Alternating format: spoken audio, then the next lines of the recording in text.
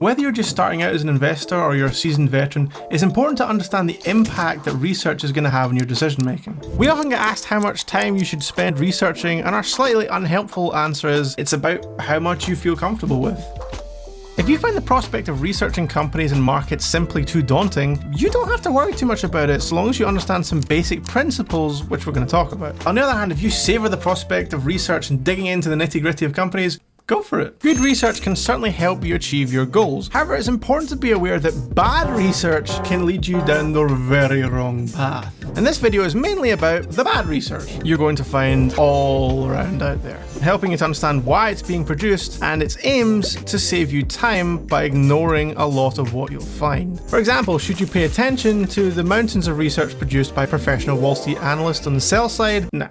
The research they write on bigger companies in the S&P 500 and FTSE 100 tend to be extremely focused on the short term, and it pays far too much attention to quarterly earnings reports and related analyst meetings. The discussion centres around beating or missing the street forecasts, which is the consensus of what the analyst community has published by way of predictions. The tone is set by the house broker and the investment bank, who is retained and paid for by the company. The house broker sees the results the night before the publication and is duty bound not to leak that information in advance of the scheduled announcement early the following morning. However, this provides great advantage in being able to script your commentary ahead of the rest of the pack, and a house broker will almost always have a buy or at the very least hold recommendation for the company for pretty obvious reasons. Although they're unlikely to receive outright privileged information, a meeting with the CEO and CFO of a company allows for plenty of scope for emphasis and nuance in the information being provided, making sure that the house broker's forecast numbers closely reflect management's steer on how they expect the business to perform in the next 3 to 6 months. As a result, other analysts not directly on the company payroll will also tend to follow that steer, judging it to be as close to management expectations of the outcome as they're likely to get. Given that this research is heavily guided by the company's own internal forecasts, it therefore tends to become a little bit like everyone copying everyone else's homework. It's hardly deserving of the title of analysis and would be pretty rarely described as independent, original, or insightful. In other words,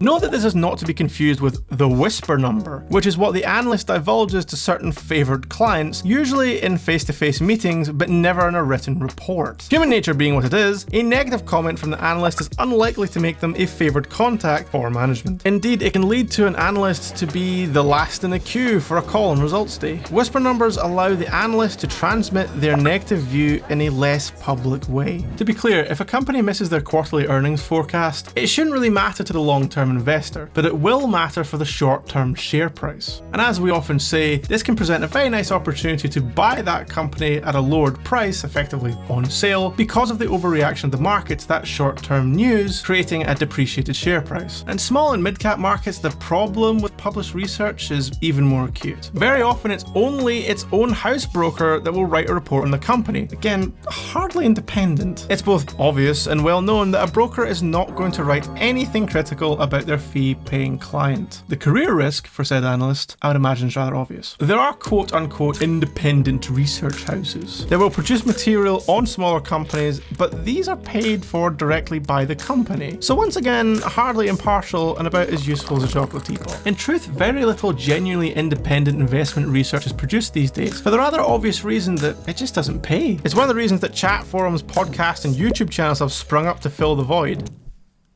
Be no doubt though that the research produced by the big Wall Street banks and brokers can look very impressive. It's typically well presented, complex, mathematical, well argued, and largely useless. And it's a pity because many of the analysts are intelligent, articulate, and have good insight into the sector they specialise in, and their time could really be better spent. This is perhaps looking at the positive side of the big Wall Street analyst, however, as many times we find ourselves scratching our heads as to the lack of insightful questioning we see when tuning into a company's reports presentation. Additionally, we would question why investment banks, who are not best known for their sense of altruism, would be willing to share their best ideas with the rest of the market.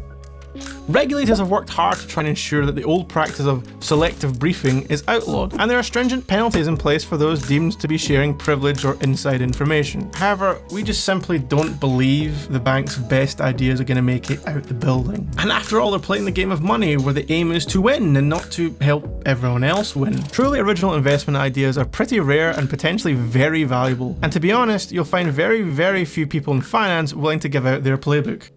Well, We believe this education should be far more widespreadly available than it actually is. And frankly, the current system is pathetic when it comes to financial education. People are fed so much misinformation that it's truly terrifying. And here on YouTube, we see so-called gurus who we wouldn't trust to count pennies, let alone manage our money. And yet they're very widely followed and believed. There are many pieces of clickbait, barely dressed up as analysis, that would make the Wall Street bankers' levels of self-interest look modest by comparison. The financial industry is unfortunately teeming with people who are there to try and exploit others' ignorance and therefore exploit their wallets. And we despise the cheats and the liars in the industry. And this is one of the many reasons we've decided it's time to share the goods. Our video on what a share is and why you should even care provides some pointers on doing your own research, and it's a topic we touch on in a number of videos on this channel. But coming back to our main point, the bad stuff that pollutes our feeds. Typically the only time you see really bitingly critical research these days is coming from a hedge fund that is shorting the stock. So once again, this is research that's shared in the hopes that you can further the author's self-interest. They want people to believe their scathing judgment and therefore take a negative view of the company, either selling shares they already own or failing to buy it in the first place, thus reducing demand, and thus the stock price goes down,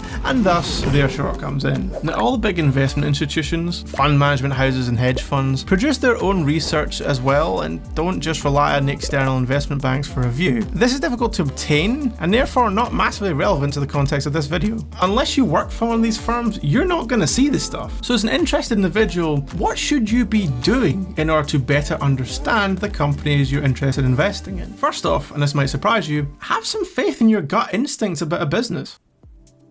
If it's a product or a service that you've started using, that your friends have started using, and it's fast becoming the way to do things, then it's probably worth following up on. Examples might include online accommodation booking services displacing travel agents, Revolut cards replacing high street currency exchanges, and discount retailers like Aldi and Lidl quite literally eating Tesco and Sainsbury's lunch. Sure, on closer investigation, they might be run by shady corporate characters, or be loaded up with debt, or be hugely loss-making with no real signs that their first mover status is an advantage or not. But often the things you value as a consumer are useful signs of a good business.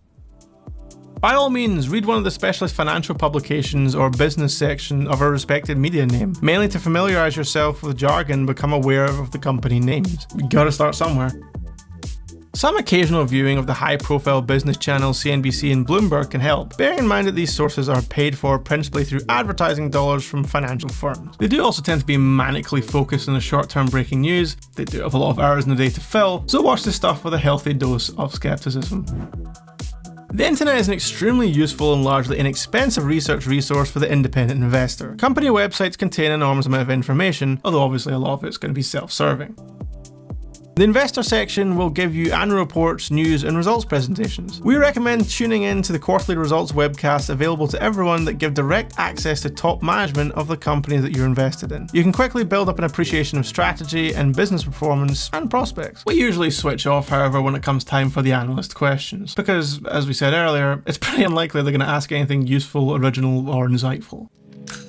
Now, YouTube is awash with financial contributors, and finding the good ones isn't easy. We don't have an instant recipe for you, aside of like and subscribe. But very loud trading strategies promising instant riches and miracle success should be ignored. If nothing else, simply ask this question. If this person had found a way to passively make £11 billion a month from the comfort of their own ass seat, do you really think their number one priority would be, damn, I need to share this with everybody in an online course?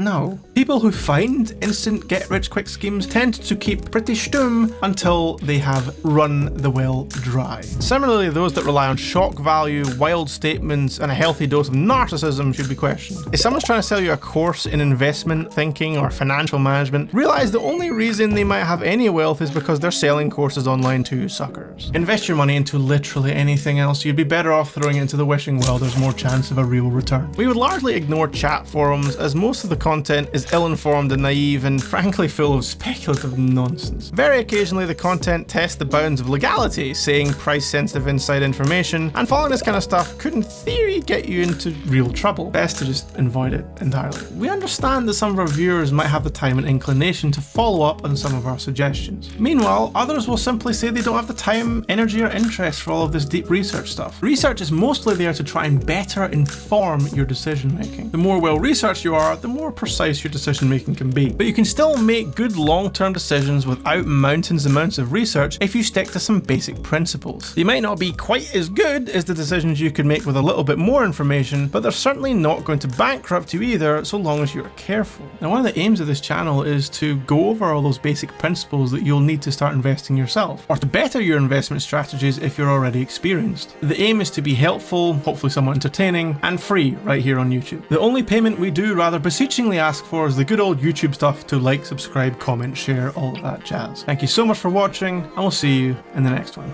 Take care.